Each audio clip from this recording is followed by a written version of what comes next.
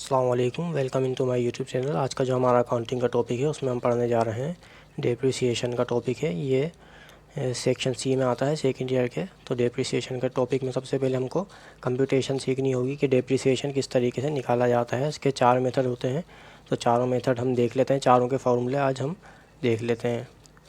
चलिए शुरू करते हैं। स्ट्रेट लाइन और फिक्स्ड इंस्टॉलमेंट। जब भी आपको डेप्रिसिएशन के क्वेश्चन में स्ट्रेट लाइन या फिक्स्ड इंस्टॉलमेंट मेथड दिया जाएगा तो उसका फॉर्मूला आपका होता है कॉस्ट आपको दी जाएगी। उसके अंदर उसकी वैल्यू जो भी होगी, जो भी हमारी मशीन होगी उसकी जो वैल्यू होगी वो दी जाएगी आपको। उसमें से माइनस करेंगे आप सेल्वेज वैल्यू, जितनी उसमें यूज़ हो गई है वो सेल्वेज वैल्यू आपको दी जाएगी, और लाइफ आपको दे दी जाएगी। क्वेश्चन के अंदर लाइफ आप लिख देंगे, कितनी लाइफ है वो आप फॉर्मूले में पुट करके उसका सोल्व करके यहाँ पे जो भी अमाउंट होगी आपकी वो डेप्रिसिएशन होगी। तो इस तरीके से आपका होगा स्ट्रेट लाइन मेथड। ये फॉर्मूला आप याद कर लें, cost minus salvage value divided by life. उसके बाद आपके पास दूसरा तरीका अगर डेप्रिसिएशन में पूछा जा सकता है वो है diminishing, declining, reducing, balance method. ये 3 नाम होते हैं इसके। डिमिनिशिंग भी बोलते हैं, डिक्लाइनिंग और रिड्यूसिंग। तीनों में से कोई भी नाम आएगा तो उसका फॉर्मूला आपके पास ये है कॉस्ट माइनस एक्यूमुलेटेड डिप्रिसिएशन। जितनी भी कॉस्ट है उसमें से आप माइनस कर देंगे।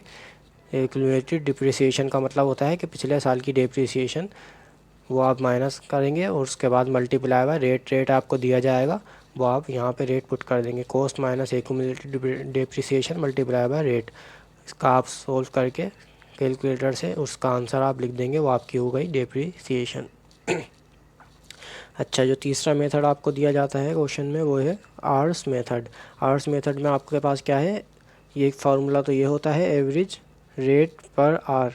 एवरेज रेट पर आर आपको दिया जाएगा, उसमें से आप किस तरीके से निकालेंगे एवरेज रेट पर आर किस तरीके से निकालेंगे आप, कॉस्ट माइनस सेल्वेज वैल्यू। जो भी आपको कॉस्ट दी जाएगी और सेल्वेज वैल्यू आप पुट कर देंगे यहाँ पे क्वेश्चन के अंदर। उसके बाद आप डिवाइड कर देंगे उसको लाइफ इन आवर से। लाइफ इन आवर नीचे लिखेंगे, कॉस्ट और सेल्वेज वैल्यू ऊपर लिख के इसको सोल्व करके जो आंसर आएगा वो आपका हो जाएगा एवरेज रेट पर आर। जितने भी आपका एवरेज है एक आर का वो आपके पास आ जाएगा। उसके बाद आप देख लेंगे डेप्रिसिएशन एक्सपेंस कितना होता है, hour operated multiply by rate per R. जितने आवर ऑपरेटेड हुए हैं वो आपको क्वेश्चन में बताएगा, वो आप देख लेंगे। और उसके बाद जो आपने यहाँ पे रेट निकाला है, रेट पर आर जब भी आपने वैल्यू निकाली है उसको आप यहाँ पुट कर देंगे, दोनों को मल्टीप्लाई करेंगे तो आपका आंसर डेप्रिसिएशन का आ जाएगा। उसके अलावा आपको डी मेथड ये दिया जाएगा कि यूनिट मेथड से आपको निकालना होगा डेप्रिसिएशन। उसमें आप क्या करेंगे, एवरेज रेट पर आर निकालेंगे। सबसे पहले एवरेज रेट पर यूनिट निकालेंगे। आवर तो आप आवर मेथड में निकालेंगे, लेकिन इसमें निकालेंगे एवरेज रेट पर यूनिट। एक यूनिट का जो एवरेज है आपकी कितनी कॉस्ट आती है वो आप निकाल लेंगे इस फॉर्मूले के ज़रिए, cost minus salvage value divided by life in hours. ये सब चीज़ें आपको क्वेश्चन में दी जाएंगी। कॉस्ट, सेल्वेज वैल्यू और लाइफ इन आवर आपको क्वेश्चन में दे दी जाएगी। उसके ज़रिए आप निकाल लेंगे एवरेज रेट पर आवर। उसके बाद आप डेप्रिसिएशन एक्सपेंस निकालेंगे। यूनिट प्रोड्यूस्ड, जितने यूनिट आपके बने हैं इस साल में तो वो आप देख लेंगे, वो आप यहाँ लिख देंगे, वो आपको दिए जाएंगे क्वेश्चन में। उसके बाद रेट पर यूनिट जो आपने निकाला है अभी, तो वो आप यहाँ पे पुट करके दोनों को मल्टीप्लाई करके जो भी आंसर आएगा वो आपका हो जाएगा डेप्रिसिएशन।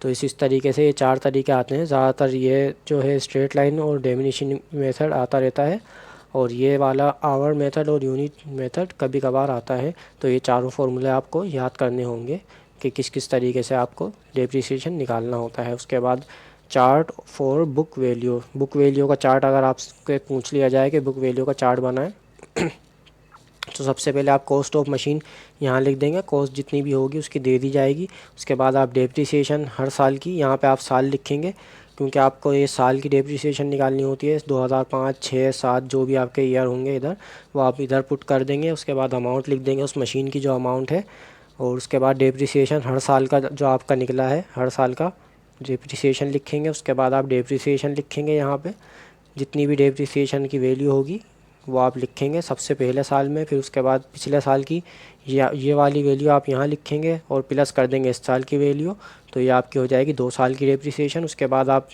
इस साल की डेप्रिसिएशन लिखेंगे और फिर प्रीवियस डेप्रिसिएशन मतलब ऊपर वाली ये वाली वैल्यू आप लिख देंगे। ये दोनों वैल्यू आप लिखेंगे और फिर ये 3 साल हो गए तो 3 दफ़ा लिखेंगे प्लस करके, और 2 दफ़ा हुआ है तो 2 दफ़ा, और 1 दफ़ा हुआ है तो 1 दफ़ा, और इस तरीके से आपकी ये डेप्रिसिएशन आ जाएगी हर साल के हिसाब से। हर साल बढ़ती रहेगी डेप्रिसिएशन की अमाउंट। और उसके बाद आप बुक वैल्यू इस तरीके से निकालेंगे, कॉस्ट माइनस एक्यूमुलेटेड डेप्रिसिएशन। जितनी भी कॉस्ट है आपकी, ये कॉस्ट जो थी मशीन की शुरू के अंदर, तो आप वो यहाँ लिखेंगे तीनों में, कॉस्ट कॉस्ट कॉस्ट। उसके बाद आप लिख देंगे minus accumulated depreciation. Accumulated depreciation आप लिखते रहेंगे और यहाँ पे आप उसकी वैल्यू निकालते रहेंगे। कॉस्ट में से डिलीट जब आप माइनस कर देंगे एक्यूमुलेटेड डेप्रिसिएशन पहले साल की, तो आपकी यहाँ पे जो वैल्यू आएगी, वो आप फिर यहाँ पुट करेंगे दूसरे साल में। दूसरे साल में ज़ाहिर है उसकी वैल्यू कम हो जाएगी, तो आप यहाँ पे उसकी वैल्यू कम करके लिख देंगे। उसके बाद माइनस एक्यूमुलेटेड डेप्रिसिएशन कर देंगे आप जी। उसके बाद आप क्या करेंगे, यहाँ पे जो आपकी कॉस्ट आ गई है, ये वाली कॉस्ट आपने यहाँ लिख दी थी, उसके बाद आप माइनस कर देंगे इस साल की जो आपकी एक्यूमुलेटेड डेप्रिसिएशन आई है, ये वाली वैल्यू आप लिख देंगे यहाँ पे, ठीक है। उसके बाद आप माइनस करके यहाँ पे जो बुक वैल्यू आई है वो लिखेंगे। उसके बाद कॉस्ट जो आपकी कम हो गई है, कॉस्ट यहाँ पे से लिखेंगे और यहाँ लिख देंगे, और उसके बाद जो डेप्रिसिएशन की अमाउंट आपकी इस साल की है वो आप यहाँ पे लिख देंगे, और आपकी आ जाएगी बुक वैल्यू। बुक वैल्यू आप इस तरीके से निकाल लेंगे, ठीक है। जो आपकी कॉस्ट है वो आप उसमें से माइनस कर देंगे एक्यूमुलेटेड डेप्रिसिएशन, तो आपकी आ जाएगी बुक वैल्यू। उसके बाद जो है आपके पास डेप्रिसिएशन में दिया जाएगा मशीन की कॉस्ट निकालने के लिए आपको बोला जाएगा कि कॉस्ट ऑफ मशीन मालूम करें। तो कॉस्ट ऑफ मशीन हम कैसे मालूम करेंगे, सबसे पहले हम लिखेंगे लिस्ट प्राइस। आपको जो क्वेश्चन में दिया जाएगा लिस्ट प्राइस, आप उसकी यहाँ पुट कर देंगे वैल्यू। उसके बाद ट्रेड डिस्काउंट अगर आपको दिया जाएगा तो वो आप माइनस कर देंगे, अगर नहीं दिया जाएगा तो वही आपकी जो होगी इनवॉइस प्राइस होगी। लेकिन अगर आपको ट्रेड डिस्काउंट क्वेश्चन में दे दिया जाएगा तो आप उसको यहाँ पे माइनस करके उसकी वैल्यू हो जाएगी, वो आपकी कहलाएगी इनवॉइस प्राइस। उसके बाद आप क्रेडिट टर्म्स और कैश डिस्काउंट यहाँ पे लेस कर देंगे, वो आपकी आ जाएगी कैश प्राइस। कैश प्राइस की वैल्यू आप लिख देंगे। फिर उसके बाद आप ऐड करेंगे सेल्स टैक्स, जो भी आपने टैक्स पे किया है इस मशीन को लाने के लिए, तो आप वो यहाँ लिख देंगे। उसके बाद आपका ये आ जाएगी कैश पेड टू सेलर, जितने भी हमने जो बेचने वाला था उसको जो पे कर दिए हैं पैसे, वो आपकी अमाउंट आ गई है। ये सब करने के बाद जो जो आपको इसमें स्टेप दिए जाएंगे, जो जो चीज़ें आपको दी जाएंगी वो आप स्टेप करते जाएंगे। अगर जो जो स्टेप वो आपको नहीं देगा, जो नाम वो आपको नहीं देगा, तो वो स्टेप आप नहीं करेंगे, वो स्टेप आप छोड़ते जाएंगे क्वेश्चन में। बाकी जब हम क्वेश्चन इसको सॉल्व करेंगे तो इसके मज़ीद समझ आएगा कि किस तरीके से क्वेश्चन आता है। अभी सिर्फ हम इसको समझ रहे हैं कि ये कॉस्ट ऑफ मशीन किस तरीके से सॉल्व होता है। अच्छा, उसके बाद हम क्या करेंगे, कैपिटल एक्सपेंडिचर निकालेंगे। कैपिटल एक्सपेंडिचर क्या होते हैं, जो हमारे मशीन की कॉस्ट को बढ़ा देते हैं और हमारे कैपिटल में इजाफा कर देते हैं, वो हमारे होते हैं एक्सपेंस। जो हम एक्सपेंस बर्दाश्त करते हैं मशीन ख़रीदने में, तो हमारे कौन कौन से एक्सपेंस हो सकते हैं। इंश्योरेंस इन ट्रांजिट, अगर हम इंश्योरेंस करा रहे हैं मशीन की तो वो हमारी कॉस्ट ऑफ मशीन में ऐड होगी, तो हम इसको यहाँ लिख देंगे। उसके बाद कस्टम ड्यूटी की अमाउंट अगर आपको दी जाएगी तो आप यहाँ लिख देंगे। अगर आप बाहर मुल्क से कोई भी मशीन मंगाते हैं तो आपको उस पर कस्टम ड्यूटी देना पड़ती है। कैरिज इन मतलब आपकी ट्रांसपोर्टेशन, जो आप ट्रांसपोर्ट लाने के लिए उसको गाड़ी चाहिए होगी, तो आप वो उसकी वैल्यू यहाँ लिख देंगे, जो भी आपने उसको पे किया है ट्रांसपोर्ट को।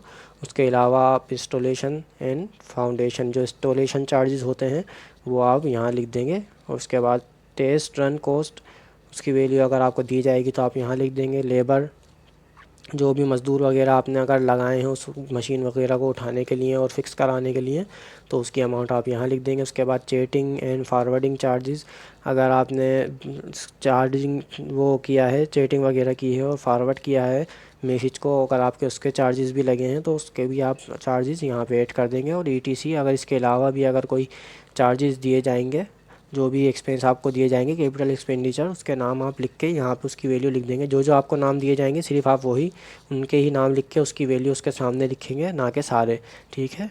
और उसके अलावा आप टोटल कैपिटल एक्सपेंडिचर इस तरीके से निकालेंगे, जितने भी आपने यहाँ पे वैल्यू लिखी हैं ये वाली वैल्यूज़, इन सबको ऐड करके टोटल अमाउंट आप यहाँ लिख देंगे, जितनी भी अमाउंट आएगी। और फिर उसके बाद क्या करेंगे, आप ये वाली जो आपने निकाली थी कैश पेड टू सेलर्स की अमाउंट जो आपने निकाल ली है, उसमें से आप ऐड कर देंगे टोटल कैपिटल एक्सपेंडिचर, तो आपकी अमाउंट निकल जाएगी, टोटल कॉस्ट ऑफ मशीन आ जाएगी। टोटल कॉस्ट ऑफ मशीन आपकी यहाँ लिख देंगे इन दोनों को वैल्यूज़ को ऐड करने के बाद। तो इस तरीके से आपकी निकल जाएगी कॉस्ट ऑफ मशीन, ये क्वेश्चन आपका सोल्व हो जाएगा। अच्छा, इसके अलावा जो 2 और टॉपिक आते हैं, capital and revenue expenditure account, और एक टॉपिक और आता है जर्नल का, वो हम नेक्स्ट वीडियो में समझेंगे। Thank you for watching this video. अगर आपको ये वीडियो पसंद आए तो अपने दोस्तों के साथ ज़रूर शेयर कर लें और हमारे पेज को सब्सक्राइब कर लें ताकि नेक्स्ट वीडियो भी आपको मिल जाए। शुक्रिया।